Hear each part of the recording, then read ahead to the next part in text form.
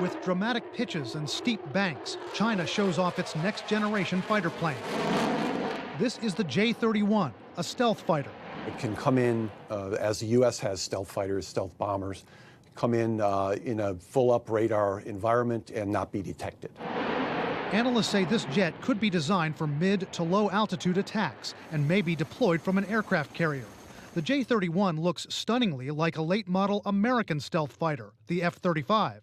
It's been pretty clear, and I think the U.S. government has been pretty clear in making its claims, which I have no reason to doubt, that Chinese hackers have been targeting defense contractors, U.S. government facilities, and others. Several published reports say the Chinese got the blueprints for the F-35 through a cyber assault on a contractor for Lockheed Martin and built their fighter jet with the same specs. The Chinese have denied that. A Lockheed Martin official told us the Chinese didn't get the crown jewels, the most sensitive information about the F-35.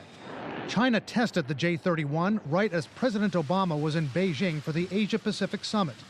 It comes on the heels of China christening its first aircraft carrier, sending ships to islands whose territory has long been disputed.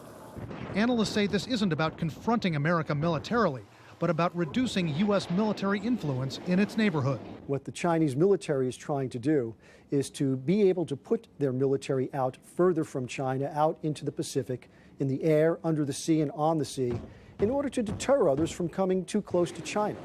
It's also about prestige. It's also about the status of China.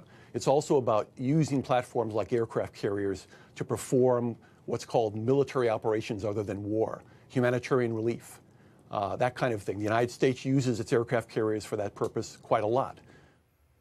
Now, analysts say China is still far behind the U.S. in pure hardware and raw military power, but they still worry that with China now flexing more military muscle, one of these two powers is going to be so concerned someday with projection of power in the Pacific that it's going to overreact in a crisis, or that it might escalate what seems now to be an arms race.